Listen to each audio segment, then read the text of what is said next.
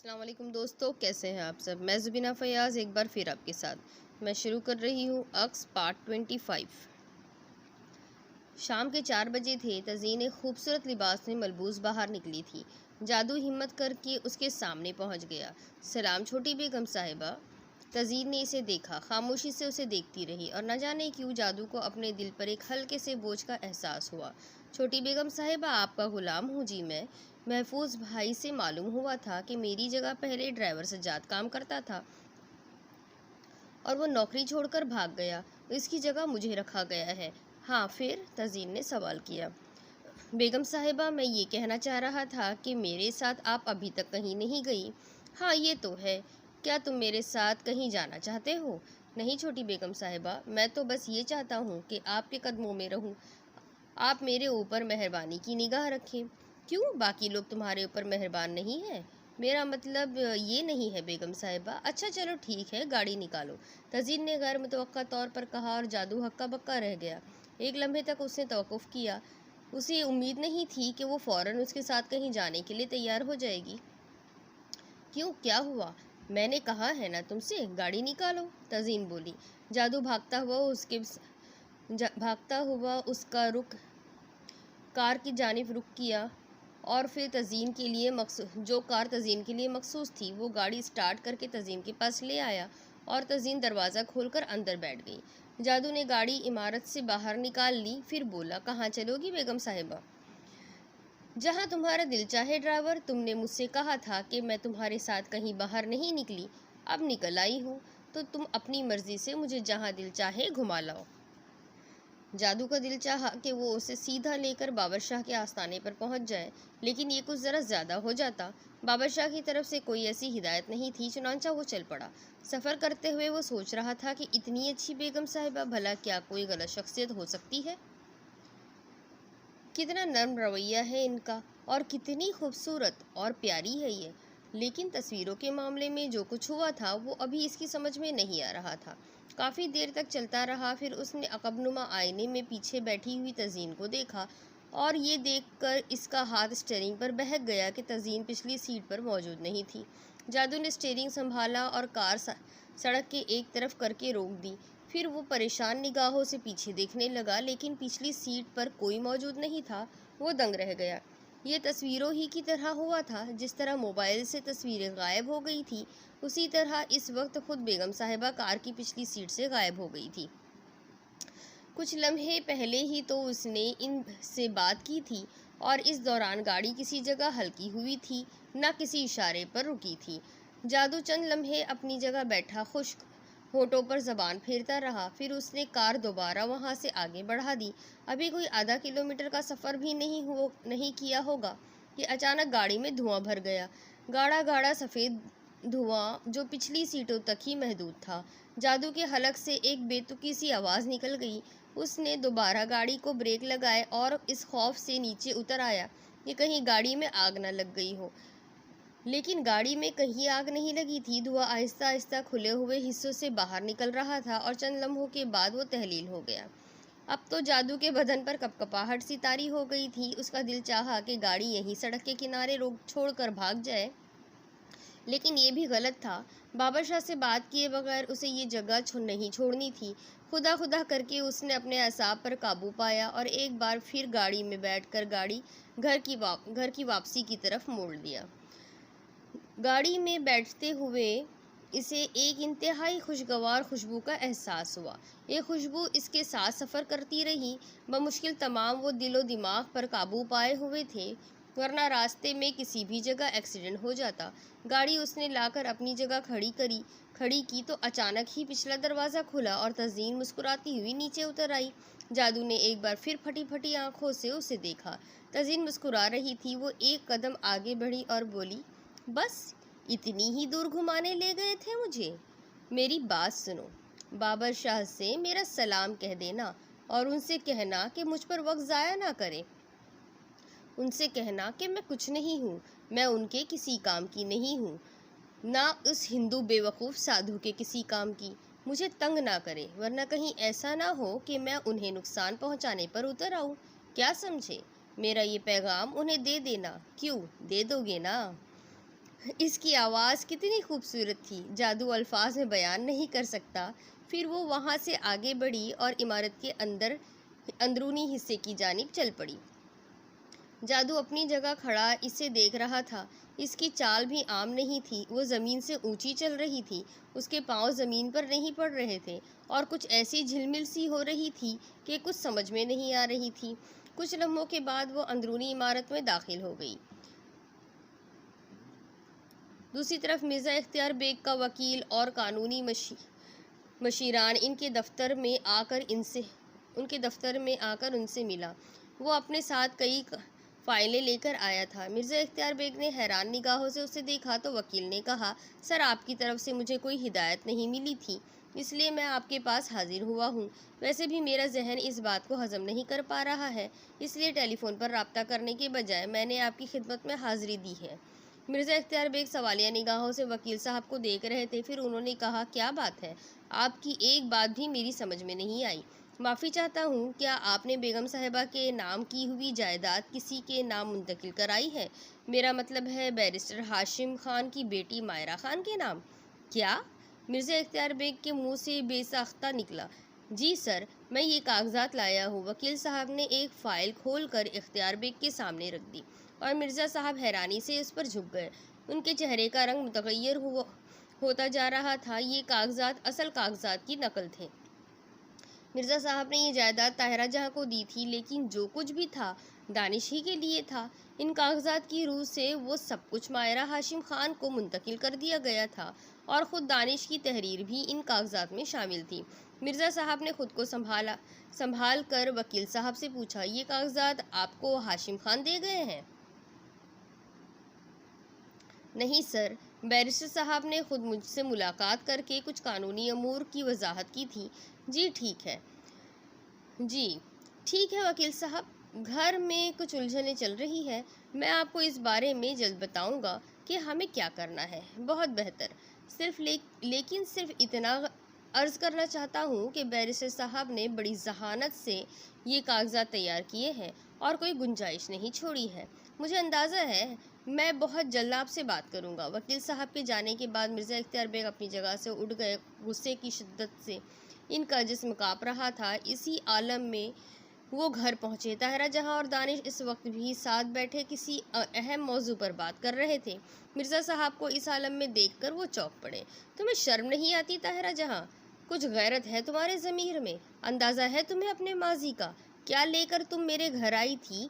کیا حیثیت تھی تمہاری؟ میری دی ہوئی جائیداد کو تم نے اتنا بے حقیقت سمجھ لیا کہ جہاں چاہو اسے لگا دو۔ میں زندہ ہوں طاہرہ جہاں، جو کچھ میں نے تمہیں دیا ہے تم سے واپس بھی لے سکتا ہوں، پائی پائی کو محتاج کر کے تمہیں سڑکوں پر بھیک منگوا سکتا ہوں۔ میری بات سمجھ میں آ رہی ہے؟ طاہرہ جہاں اور دانش سرد نگاہوں سے مرزا صاحب کو دیکھ رہے تھے۔ مرزا صاحب خاموش ہوئے تو طاہرہ جہاں نے سپاٹ لہجے میں کہا، اور کچھ مرزا صاحب؟ کچھ اور فرمائیں گے آپ؟ ہاں، پوچھنا چاہتا ہوں کہ بیرسٹر صاحب نے کون سی جادوگری کی ہے، اپنی بیٹی کا کون سا ایسا روپ دکھایا ہے کہ آپ دونوں ہی اس پر لٹو ہو گئے ہیں؟ آپ ہمیں سڑکوں پر لانا چاہتے ہیں پاپا؟ ٹھیک ہے، ہم سڑکوں پر چلے جاتے ہیں۔ اور کوئی حکم؟ دانش نے سرد لہجے میں کہا۔ میں صرف یہ معلوم کرنا چاہتا ہوں بیٹے کہ بیرسٹر صاحب نے یہ سازش خود تیار کی ہے یا تم لوگ بھی اس میں شریک ہو؟ بیرسٹر صاحب کو تو میں وہ مزہ چکھا سکتا ہوں کہ ساری زندگی اپنی حماقت پر روئیں گے۔ لوگ یہ نہیں سمجھتے کہ جو شخص یہ دولت کما سکتا ہے وہ اس کی حفاظت بھی کرنا جانتا ہے۔ آپ ٹھیک کہہ رہے ہیں پاپا، میں اعتراف کرتا ہوں کہ تزئین کے معاملے میں مجھ سے غلطی ہوئی ہے پاپا، وہ میرے لیے سزائے موت ہے۔ آپ چاہے تو آپ یہ سزا مجھے دے دیں۔ ہاشم خان کی اتنی ہمت نہیں تھی کہ وہ اپنی مرضی سے یہ سب کر سکتے، ہم ہی نے انہیں یہ پیشکش کر دی تھی۔ پاپا، ہو سکے تو ہمیں معاف کر دیں، آپ حکم دیں گے تو ہم آپ کی کوٹھی سے نکل جائیں گے۔ ایسے ہی نکل جائیں گے؟ مر جائیں گے ہم اس کوٹھی میں، مر جائیں گے۔ ارے واہ، اچھی رہی، ساری زندگی خدمت گزاری کی، اس کا یہ صلہ دے رہے ہیں مرزا جی، ہمیں ہماری حیثیت یاد دلا رہے ہیں۔ لے سب کچھ لے لیں، پھانسی چڑھا دیں ہاشم خان کو، زہر کھا لیں گے ہم دونوں بھی یہاں۔ ہاں، کہہ دیتی ہوں۔ طاہرہ جہاں چیخ چیخ کر رونے لگی۔ اختیار بیگ غصے سے انہیں گھورتے رہے، پھر باہر نکل گئے۔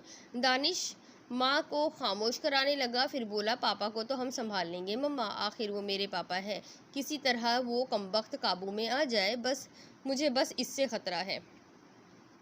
جو کچھ بھی ہوگا اس کا مقابلہ کریں گے بیٹا۔ میں نے تجھے ابھی تک بابر شاہ کے بارے میں کچھ نہیں بتایا دانش، اب ہم ان سے مدد مانگیں گے۔ کون بابر شاہ؟ دانش نے پوچھا تو طاہرہ جہاں نے اسے بابر شاہ کی پوری کہانی سنا دی۔ دانش سے سن کر اچھل پڑا کہ بابر شاہ ان دونوں میں سے ایک تھا جنہیں چور سمجھا گیا تھا اور دونوں بند کمرے سے غائب ہو گئے تھے۔ میرے خدا، مما آپ نے مجھے بھی نہیں بتایا۔ بس بیٹا، میں تیری آگ میں جل رہی تھی، مگر بابر شاہ ہماری طرف سے غافل نہیں ہے۔ کیا مطلب؟ انہوں نے اپنا بندہ ہمارے پاس بھیجا ہوا ہے۔ طاہرہ جہاں نے اس جادو کے بارے میں بتایا۔ بیچارہ سجاد اور چوکیدار دونوں بے قصور تھے مما، اب کیا کریں؟ ارے دیدار خالہ تو دفان ہو گئی، میں خود بابر شاہ سے جا کر ملتی ہوں، تو بھی میرے ساتھ چل، ساری تفصیل انہیں بتاتی ہوں اور پوچھتی ہوں کہ کچھ کریں گے بھی یا نہیں۔ ٹھیک ہے مما، دانش نے ٹھنڈی سانس لے کر کہا۔ دوسری طرف جادو کو بادل خواست تھا، طاہرہ جہاں کے ساتھ بابر شاہ کی جھوپڑی جانا پڑا تھا۔ طاہرہ جہاں نے پہلے کچھ نہیں کہا تھا، ورنہ جادو کم از کم فون پر ہی شاہ جی کو بتا دیتا۔ بس طاہرہ جہاں اور دانش تیار ہو کر باہر نکلے تھے اور جادو کو اشارہ کیا تھا۔ جادو قریب آیا تو طاہرہ جہاں نے کہا چلو۔ جی بیگم صاحبہ، جادو نے کہا اور جلدی سے کار کے دروازے کھول دیے، پھر کار اسٹارٹ کر کے کوٹھی سے باہر نکل آیا۔ باہر نکل کر اس نے پوچھا کہاں چلوں بیگم صاحبہ؟ جادو بابر شاہ کے پاس چلو، طاہرہ جہاں نے کہا تو جادو اچھل پڑا۔ دانش کی موجودگی میں وہ کچھ کہہ بھی نہیں سکتا تھا، چنانچہ خاموشی سے چلتا رہا۔ بابر شاہ نے کسی خاص رد عمل کا اظہار نہیں کیا تھا۔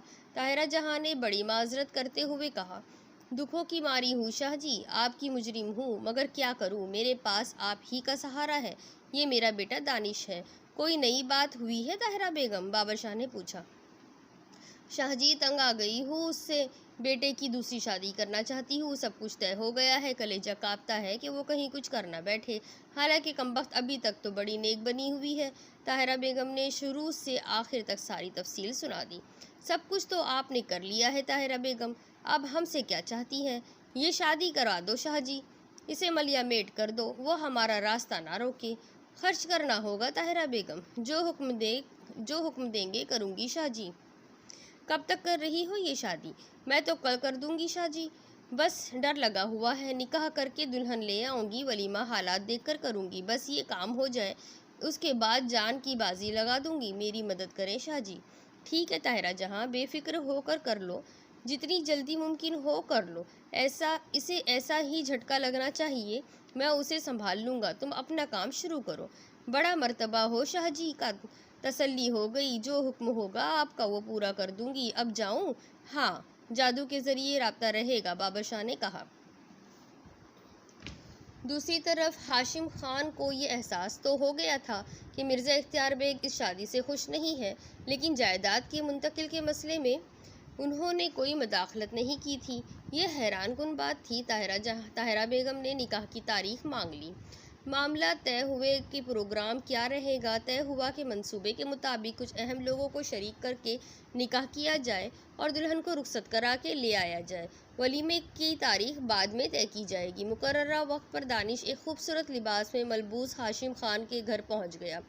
جادو ڈرائیور تھا، دانش کے پاؤں لرز رہے تھے، طاہرہ جہاں کا بھی رنگ سفید پڑا ہوا تھا۔ نکاح ہو گیا۔ طاہرہ جہاں نے دلہن کو زیورات سے ڈھک دیا، پھر مائرہ کو رخصت کرا کے گھر لے آئے۔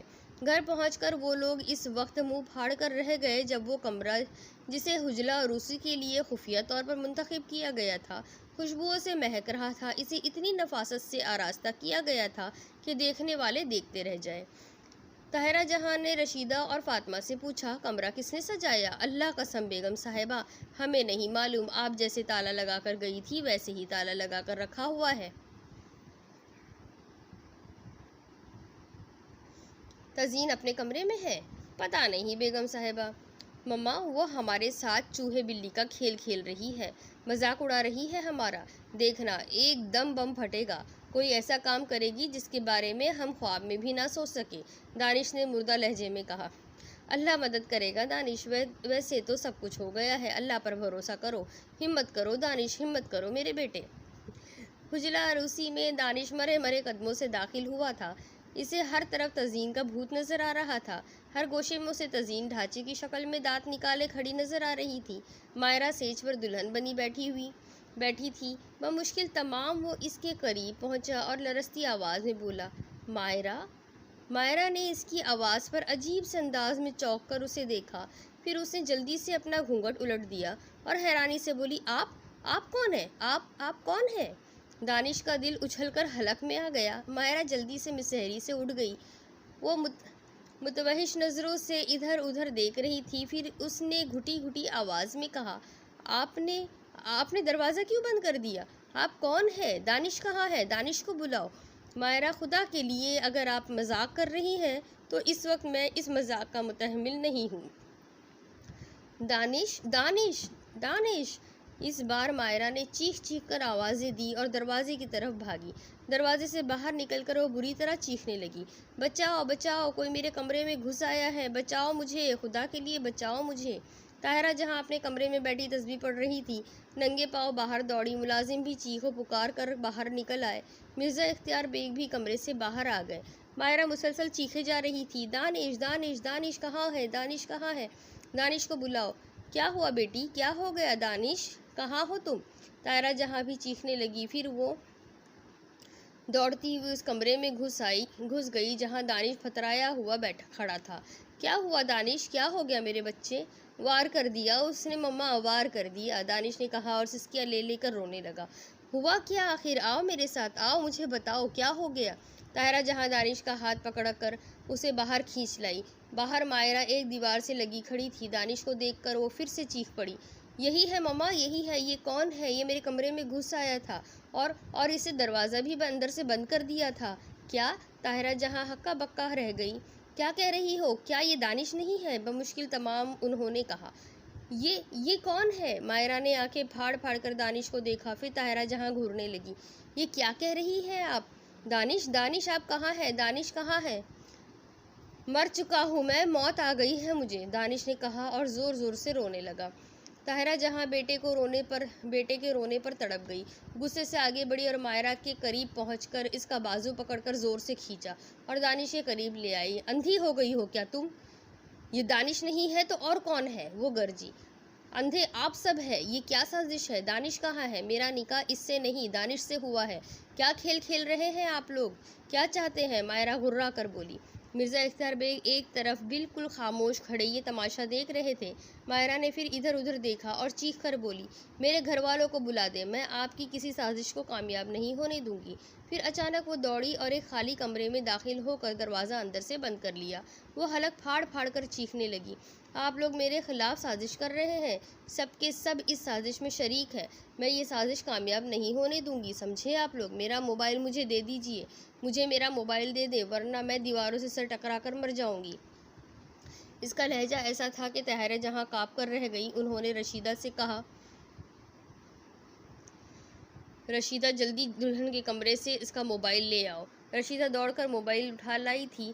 مرزا اختیار بیگ بھی خاموش کھڑے ہوئے تھے۔ پھر انہوں نے مسکراتے ہوئے کہا، اچھا شوق ہے آپ کا طاہرہ جہاں بیگم، شوق پورا کیجیے شوق۔ وہ واپس پلٹے اور اپنے کمرے کا دروازہ کھول کر اندر داخل ہو گئے۔ دانش اب بھی بچوں کی طرح رو رہا تھا۔ میں نے کہا تھا نا مما، میں نے آپ سے کہا تھا نا، کوئی ایسا بم پھٹے گا کہ ہم سب تباہ و برباد ہو جائیں گے۔ آپ کیا سمجھتی ہے یہ سب کچھ بلا وجہ ہو رہا ہے؟ وہ پھر کامیاب ہو گئی ہے۔ لیکن اچانک ہی دانش ایک کمرے کی جانب دوڑا۔ یہ بھی اسی کا کمرہ تھا۔ ایک الماری کے دراز سے اس نے پستول نکالا، اس میں گولیاں بھرا اور پستول ہاتھ میں لیے ہوئے تزئین کے کمرے کی جانب دوڑا۔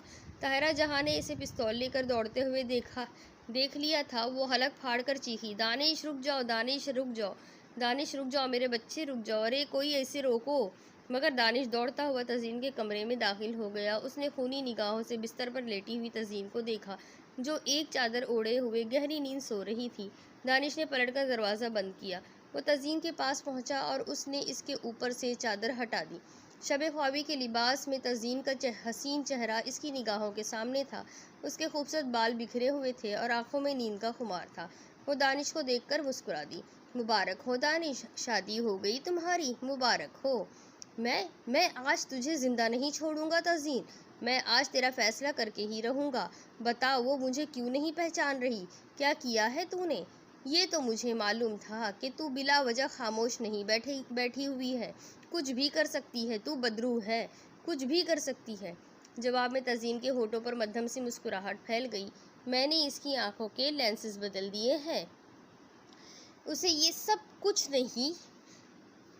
سب کچھ نہیں کرنا چاہیے تھا۔ اسے معلوم تھا کہ تم شادی شدہ ہو دانش، تمہاری بیوی موجود ہے۔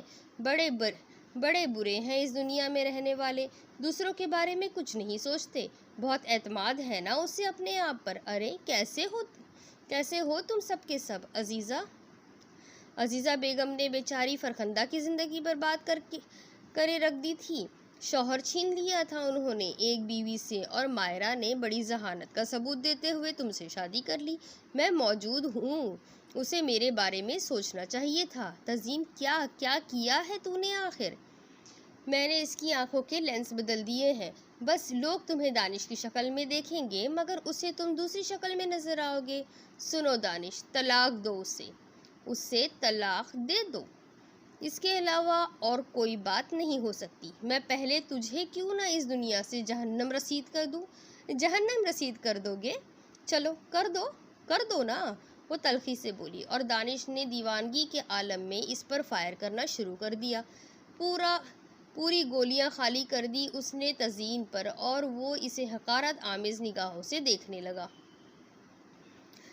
باہر سب آ کھڑے ہوئے تھے، بری طرح چیخو پکار کر رہے تھے۔ مرزا اختیار بیگ بھی باہر نکل آئے تھے۔ آخر میں دانش نے پستول تزین پر کھینچ ماری، اور تزین اسے رحم آمیز نگاہوں سے دیکھتی رہی، پھر ہنس کر بولی، بس جاؤ دانش، تمہاری نجات اسی میں ہے کہ اسے طلاق دو۔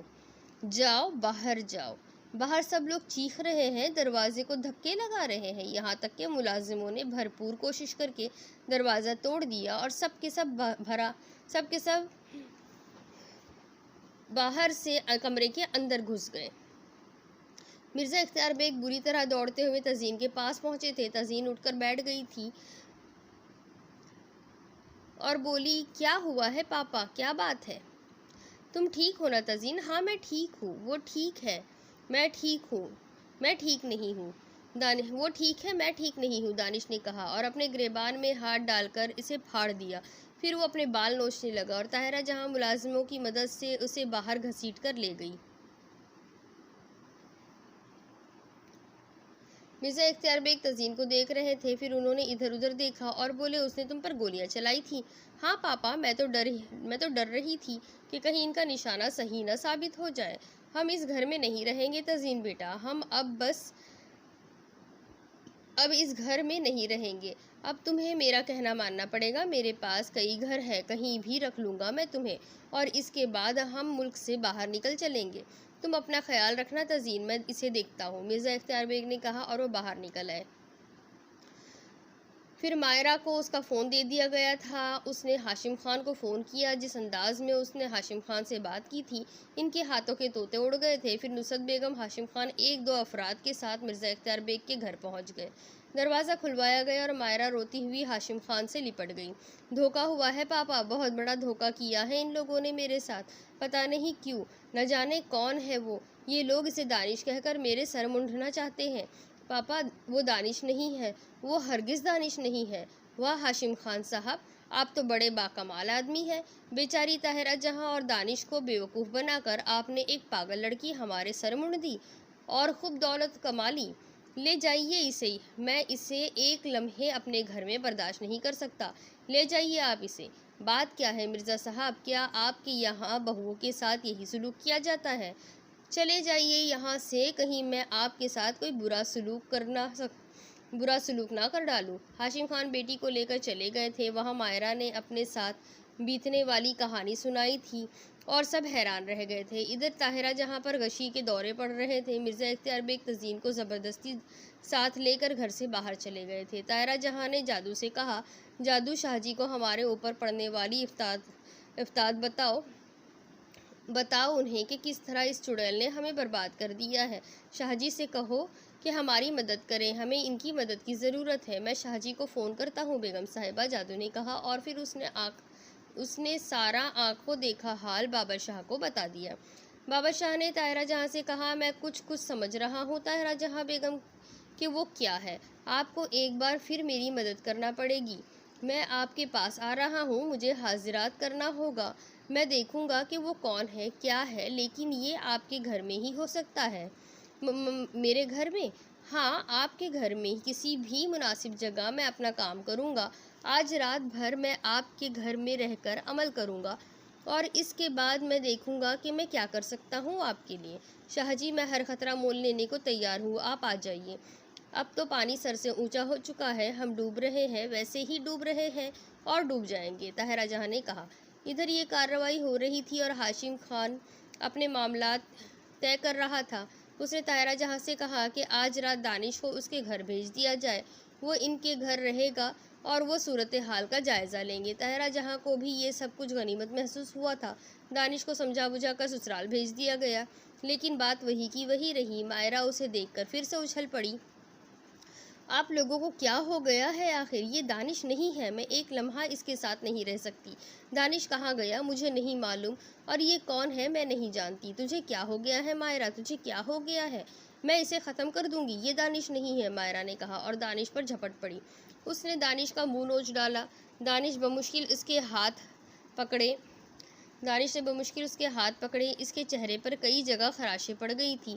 یہ واقعی پاگل ہے، اس سے پہلے تو مجھے کبھی اتنی پاگل نہیں لگی تھی۔ یہ ہاشم خان صاحب، بھلا اس پاگل لڑکی کے ساتھ میرا کیسے گزارا ہو سکتا ہے؟ میں اسے طلاق دیتا ہوں، طلاق دیتا ہوں، اسے طلاق دیتا ہوں، طلاق طلاق طلاق۔ ہاشم خان اور نصرت بیگم سکتے میں رہ گئے۔ دانش کی طرف سے طلاق ہو چکی تھی۔ کئی گواہ یہاں موجود تھے۔ ہاشم خان سر پکڑ کر بیٹھ گئے۔ دانش گھر واپس چلا گیا۔ طاہرہ جہاں بیگم ان دنوں بے سکون ہی رہتی تھی۔ جو کچھ ہو رہا تھا وہ ان کی سمجھ سے باہر تھا۔ دانش کا چہرہ دیکھنے لگی اور پھر بولی، واپس آ گئے دانش؟ ہاں مما، میں نے مائرہ کو طلاق دے دی ہے۔ طاہرہ جہاں بیگم اچھل پڑی۔ وہ پھٹی پھٹی آنکھوں سے دانش کو دیکھ رہی تھی۔ پھر انہوں نے وحشت زدہ لہجے میں کہا، کیا کہہ رہے ہیں دانش؟ کیا کہہ رہا ہے دانش؟ تو نے وہی کچھ کیا ہے جو میں نے سنا؟ ہاں مما، میں نے مائرہ کو طلاق دے دی ہے۔ مائرہ وہ نہیں ہے جو میں نے اس کے بارے میں سوچا تھا۔ پتہ نہیں کیا بکواس کر رہا ہے۔ اگر وہ نہیں ہے تو پھر وہ کون ہے؟ میں نہیں جانتا مما، مجھے بالکل معلوم نہیں کہ وہ کون ہے۔ تو سچ کہہ رہا ہے؟ میں ہاشم خان کو فون کر کے معلوم کروں؟ آپ کا جو دل چاہے کریں مما، میں نے آپ کو بتا دیا ہے۔ دانش دانش دانش، میری بات سن دانش۔ کہاں لے جا کر مروائے گا تو ہمیں؟ کہاں مروائے گا تو ہمیں؟ دانش کیا کر رہا ہے؟ مما، ایک درخواست کرتا ہوں آپ سے، مجھے مجرم قرار نہ دیں۔ میرے ساتھ جو کچھ ہو رہا ہے مما، میں آپ کو بتا نہیں سکتا۔ میری سمجھ میں نہیں آتا کہ کیا کروں کیا نہ کروں۔ مما، خودکشی بھی کر سکتا ہوں، کرنا نہیں چاہتا۔ دانش اپنی جگہ سے اٹھ کر باہر نکل گیا اور طاہرہ جہاں بیگم ہکا بکا بیٹھی رہی۔ اچانک ہی ان کے ذہن میں ایک طوفان سا اٹھا۔ اچھی طرح جانتی تھی کہ یہ سب کچھ کیا دھرا تزئین کا ہی ہے۔ غصے میں ڈوبی اپنی جگہ سے اٹھی۔ سوچا کہ تزئین کو جا کر کھری کھری سنائے اور اس سے پوچھے کہ کس طرح وہ پیچھا چھوڑ سکتی ہے۔ تزئین کے کمرے سے باتیں کرنے کی آواز سنائی دے رہی تھی۔ دوسری آواز اختیار بیگ صاحب کی تھی۔ طاہرہ جہاں بیگم نے دروازے کو ٹھوکر ماری تو دروازہ کھل گیا اور وہ آگ بگولا انداز میں اندر داخل ہو گئی۔ تزئین اور اختیار بیگ آمنے سامنے بیٹھے باتیں کر رہے تھے۔ اختیار بیگ نے طنزیہ انداز نگاہوں سے طاہرہ جہاں بیگم کو دیکھا۔ جی فرمائیے، کوئی نئی کہانی؟ اختیار بیگ، پانی سر سے اونچا ہو چکا ہے۔ میرا دل چاہتا ہے کہ اب اس کوٹھی کو آگ لگا دوں۔ خیر، کوٹھی کو تو آپ آگ لگا نہیں سکتی، کیونکہ جہیز میں نہیں لائی تھی، میری کوٹھی ہے یہ۔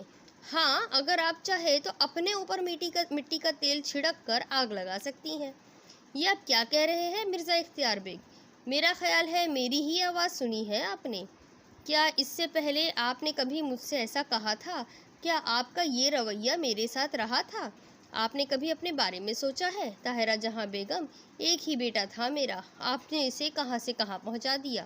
میں نے؟ یہی تو افسوس کی بات ہے کہ کوئی بھی انسان اپنے آپ کو مجرم قرار نہیں دیتا۔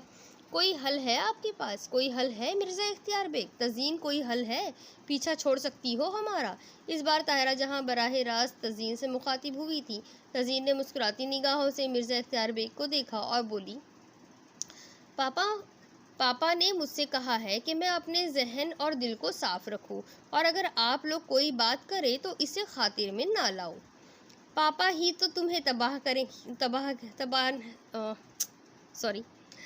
پاپا ہی نے تو تمہیں تباہ کیا ہے بی بی، ورنہ جو مٹی کا تیل اپنے اوپر چھڑک کر وہ مجھے آگ لگانے کو کہہ رہے ہیں، میرا بس چلے تو وہ تمہارے اوپر چھڑک دوں۔ یہی تو افسوس کی بات ہے مما جی کہ آپ کا بس ہی نہیں چلتا۔ طاہرہ جہاں بیگم تزئین کے بارے میں اگر آپ نے اب ایک لفظ بھی کہا تو میں نہیں جانتا کہ میں آپ کا کیا حشر کروں گا۔ ارے میرا تو جو حشر ہو چکا ہے وہ ہو ہی چکا ہے، دل میں اگر کچھ اور ہے تو وہ بھی کر لے تزئین۔ بس کسی طرح میرے بچے کی جان بچ جانے دے۔ جانتے ہیں کیا کرایا ہے وہ؟ کیا ہوا؟ کوئی خوشخبری ہی ہوگی۔ ہاں، آپ کے لیے تو خوشخبری ہی ہوگی نا، طلاق دے دی ہے اس نے مائرہ کو۔ ارے واہ واللہ، اللہ اکبر! واقعی اتنی اچھی بات آپ کے منہ سے؟ کیسی عجیب بات ہے، یہ تو بڑی خوشی کی بات ہے میرے لیے، اتنی جلدی۔ ایک بات سن لے، آپ بھی کان کھول کر، جو کچھ بھی کروں گی اب جارحانہ انداز میں کروں گی، سمجھے آپ؟ دوسری بات آپ سن لیجئے میرے منہ سے، تزئین کے ناخن کو بھی اگر نقصان پہنچا تو طاہرہ جہاں بیگم، دنیا آپ کا تماشا دیکھے گی۔ میں آپ کو ہلاک نہیں کروں گا، گولی نہیں ماروں گا، بلکہ آپ کی ناک کاٹ دوں گا، آپ کی چوٹی بھی کاٹ دوں گا، آپ کا منہ کالا کروں گا اور آپ کے گھر چھوڑاؤں گا، سمجھی آپ؟ Get out! فوراً میرے کمرے سے باہر نکل جائیے۔ مرزا اختیار بیگ کا لہجہ انتہائی سرد اور خوفناک تھا۔ طاہرہ جہاں بیگم نے گھور کر انہیں دیکھا اور غصے سے باہر نکل گئی۔ مرزا اختیار بیگ تھوڑی دیر تک اپنے ذہن کو قابو میں کرنے کی کوشش کرتے رہے، پھر انہوں نے تزئین سے کہا، بیٹے میں نے تم سے کہہ دیا نا کہ میں تمہیں ان لوگوں کے درمیان نہیں رکھوں گا، تھوڑا سا وقت دے دو مجھے، ہم لوگ دنیا کی سیر پر نکلیں گے۔ ضروری تو نہیں ہے کہ وہی بے غیرت تمہارے ساتھ ہوتا رہے، باپ بیٹی بھی مل کر دنیا کو دیکھ سکتے ہیں۔ جواب میں تزئین ہلکا سا ہنس پڑی، پھر بولی، پاپا آپ اتنے پریشان کیوں ہوتے ہیں؟ آخر آپ کی بیٹی ہوں، میں آپ کے ساتھ دنیا کے ہر گوشے میں جا سکتی ہوں، لیکن کیا ضروری ہے کہ ہم کسی سے گھبرا کر جائیں؟ دانش نے مائرہ کو طلاق دے دی، مائرہ کے ساتھ یہ سلوک ہونا ہی چاہیے تھا۔ آپ بتائیے، کیا یہ اچھی بات تھی کہ ایک شادی شدہ شخص سے اس نے شادی کر لی، اس نے شادی کے لیے آمادگی کا اظہار کر دیا؟ آپ دیکھ لیجئے، میں نے کچھ نہیں کیا، میں نے صبر کے ساتھ سب کچھ برداشت کیا اور خاموش رہی۔ پاپا جو کچھ کر رہا ہے دانش ہی کر رہا ہے، یا پھر مما کر رہی ہے۔ اگر آپ بھی کہیں محسوس کریں کہ میں نے دانش کے ساتھ یا مما کے ساتھ کوئی زیادتی کی ہے تو آپ مجھے سمجھا دیجئے پاپا، دوبارہ آپ کو اس کی کوئی شکایت محسوس نہیں ہوگی۔ بیٹا میں جانتا ہوں، جہاں تک مائرہ کا تعلق ہے پاپا، تو مجھے خوشی ہے کہ اس کے ساتھ ایسا ہوا۔ طنز کرنا چاہتی تھی مجھ پر، طنز کرنا چاہتی تھی وہ پاپا، ٹھیک ہوا نا؟ میں نے کچھ نہیں کیا، دانش نے ہی سب کچھ کیا ہے، اور یہ ذرا جلدی ہو گیا، اگر تھوڑے دن گزر جاتے تو زیادہ اچھا رہتا۔ بیٹا آپ باہر جانے سے کیوں گریز کرتی ہیں؟ نہیں پاپا، میں کہیں نہیں جاؤں گی، یہ میرا گھر ہے، مجھے یہیں رہنے دے۔ اچانک ہی تزئین کے لہجے میں ایک دکھ اور درد سا پیدا ہو گیا تھا۔ اب دانش نے مائرہ کو بھی طلاق دے چکا ہے، اب آگے کیا ہوگا؟ آخر بابر شاہ کیا کرے گا؟ کیا اس کے عمل سے تزئین کی حقیقت واضح ہو جائے گی؟ کیا وہ تزئین کو کبھی قابو کر پائے گا؟ اور ہاشم خان کا اب کیا ہوگا؟ کیا اسے پوری جائیداد واپس کرنی پڑے گی جو اس نے ان سے لی ہوئی تھی شادی کے نام پر، شادی میں مائرہ کے نام پر؟ تو آگے کی سٹوری جاننے کے لیے میرے ساتھ بنے رہیے، اگلی قسط میں پھر ملیں گے۔ اللہ حافظ۔